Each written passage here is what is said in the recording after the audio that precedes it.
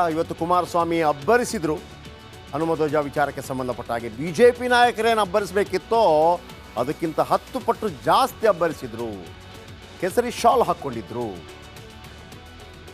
ಹಾಗಾಗಿ ಕುಮಾರಸ್ವಾಮಿ ಅವರು ಇಷ್ಟೊಂದು ಯಾಕೆ ಬದಲಾದರು ಅನ್ನುವಂಥ ಚರ್ಚೆ ಶುರುವಾಗಿದೆ.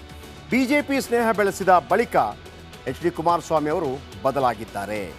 ಏಕಾಏಕಿ ಹಿಂದುತ್ವದತ್ತ ವಾಲ್ತಾ ಇದ್ದಾರೆ ಕುಮಾರಸ್ವಾಮಿ. ಈ ಹಿಂದೆ ದತ್ತಮಾಲಾ ಅಭಿಯಾನವನ್ನು ಕೂಡ ಟೀಕಿಸಿದರು. ಇದೇ ಕುಮಾರಸ್ವಾಮಿ ದತ್ತಮಾಲಾ ಅಭಿಯಾನವನ್ನು ಕೂಡ ಟೀಕಿಸಿದರು. ಮತ್ತೊಮ್ಮೆ ಬಿಜೆಪಿ ಜೊತೆ ಕೈ ಜೋಡಿಸಿದ ನಂತರ ನಾನು ಹಾಕ್ತೀನಿ ಬೇಕು ಅಂತಂದರೆ ಅಂತ ಹೇಳಿದರು. ಏನು ಕಾರಣ ಇರ್ಬೋದು ಈ ರೀತಿ ಅವರು ಬದಲಾವಣೆ ಆಗೋದಕ್ಕೆ?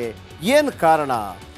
ಹಿಂದುತ್ವ ವಿಚಾರದಲ್ಲಿ ಬಿಜೆಪಿಯವರನ್ನೇ ಮೀರಿಸ್ತಾ ಇದ್ದಾರೆ ಎಚ್ ಡಿ ಕೆ. ನಾನು ಹೇಳಿದ್ನಲ್ವಾ, ಅಲ್ಲಿ ಉಳಿದ ಬಿಜೆಪಿ ನಾಯಕರು ಏನು ಉಗ್ರವಾದಿ ನಾಯಕರಿದಾರಲ್ಲ ಬಿಜೆಪಿಯಲ್ಲಿ, ಹಿಂದುತ್ವದ ಬಗ್ಗೆ ಮಾತಾಡುವಂಥವ್ರು, ಈ ಅನಂತಕುಮಾರ್ ಹೆಗಡೆ, ಆಮೇಲೆ ಬಸನಗೌಡ ಪಾಟೀಲ್ ಯತ್ನಾಳ್, ಸಿ ಟಿ ರವಿ, ಇವರಿಗಿಂತ ಕುಮಾರಣ್ಣ ಒಂದೆಜ್ಜೆ ಮುಂದೆ ಹನುಮಧ್ವಜ ವಿವಾದ ಹೋರಾಟದಲ್ಲಿ ಮುಂದಾಳತ್ವವನ್ನು ವಹಿಸಿಬಿಟ್ರು. ಮುಂದಾಳತ್ವ ರಾಮ ಮಂದಿರಕ್ಕೆ ಮೊನ್ನೆ ಬೇರೆ ಯಾರಿಗೂ ಸಿಕ್ಕಿಲ್ಲ. ಕುಮಾರಸ್ವಾಮಿ ಸಿದ್ದರಾಮಯ್ಯನವ್ರಿಗೆ ಇರಲಿಲ್ಲ ಆಹ್ವಾನ, ಡಿ ಕೆ ಶಿವಕುಮಾರ್ ಅವರು ಕೂಡ ಇರಲಿಲ್ಲ, ದೇವೇಗೌಡರಿಗಿತ್ತು, ಅವರ ಪತ್ನಿ ಚೆನ್ನಮ್ಮ ಅವ್ರಿಗಿತ್ತು, ಅಂದರೆ ಕುಮಾರಸ್ವಾಮಿ ಅವರ ತಾಯಿಯವರಿಗಿತ್ತು, ಕುಮಾರಸ್ವಾಮಿಗಿತ್ತು, ಕುಮಾರಸ್ವಾಮಿ ಅವರ ಮಗನಿಗಿತ್ತು. ಎಲ್ಲರೂ ಹೋಗಿದ್ದರು, ಭೇಟಿಯಾದರು. ಅಲ್ಲಿ ಯೋಗಿ ಆದಿತ್ಯನಾಥ್ ಅವ್ರ ಜೊತೆ ಒಂದು ಫೋಟೋ ಕೂಡ ತೊಗೊಂಡ್ರು. ಯೋಗಿ ಆದಿತ್ಯನಾಥ್ ಬಂದು ತೊಗೊಂಡ್ರು. ಇರಲಿ. ಇನ್ನು ಪಾಯಿಂಟ್ ಇಲ್ಲಿದೆ, ಮುಸ್ಲಿಂ ಸಮುದಾಯದ ಮೇಲೆ ನಾನು ಡಿಪೆಂಡ್ ಆಗಿಲ್ಲ. ಇಲ್ಲಿ ತನಕ ಕುಮಾರಸ್ವಾಮಿ ಅವರು 2 ರೀತಿಯ ರಾಜಕೀಯ ಜೆ ಡಿ ಎಸ್ ಮಾಡ್ಕೊಂಡು ಬರ್ತಾಯಿದ್ರು. ಮೆರಾಜುದ್ದೀನ್ ಪಾಟೀಲ್ ಇದ್ದಾಗ ಜೆ ಡಿ ಎಸ್ನ ಅಧ್ಯಕ್ಷರನ್ನಾಗಿ ಮಾಡಿದರು, ಸಿ ಎಂ ಇಬ್ರಾಹಿಂರನ್ನ ಅಧ್ಯಕ್ಷರನ್ನಾಗಿ ಮಾಡಿದರು. Vokkaliga vote plus Muslim vote 22 ಜನರಿಗೆ ಟಿಕೆಟ್ ಕೊಟ್ಟಿದ್ದರು. ಓಕೆ, ಮುಸ್ಲಿಂ ಸಮುದಾಯದ ಮೇಲೆ ನಾನು ಡಿಪೆಂಡ್ ಆಗಿಲ್ಲ, ಮುಸ್ಲಿಮರನ್ನು ನಂಬಿಕೊಂಡು ರಾಜಕೀಯ ಮಾಡ್ತಾ ಇಲ್ಲ.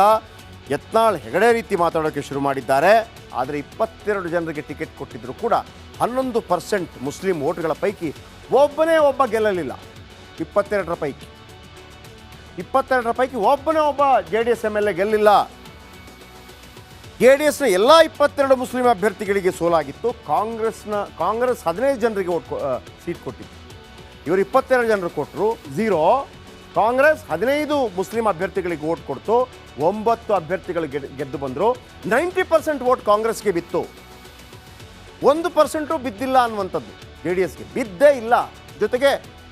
ಜೊತೆಗೆ ಒಕ್ಕಲಿಗ ವೋಟ್ ಕೂಡ 5% ಡಿ ಕೆ ಶಿವಕುಮಾರ್ ಕಾರಣಕ್ಕಾಗಿ ಕಾಂಗ್ರೆಸ್ಗೆ ಹೋಯಿತು. ಈಗ ಅನಿವಾರ್ಯವಾಗಿ ತಾನು ಉಳಿಬೇಕಾದಂಥ ಅನಿವಾರ್ಯತೆ ಜೆ ಡಿ ಎಸ್ ಗುಂಟಾಯಿತು. ಇಲ್ಲಾಂದರೆ ದೇವೇಗೌಡರು ಬಿ ಜೆ ಪಿ ಜೊತೆ ಕೈ ಜೋಡಿಸ್ತಾರೆ ಅಂತಂದರೆ.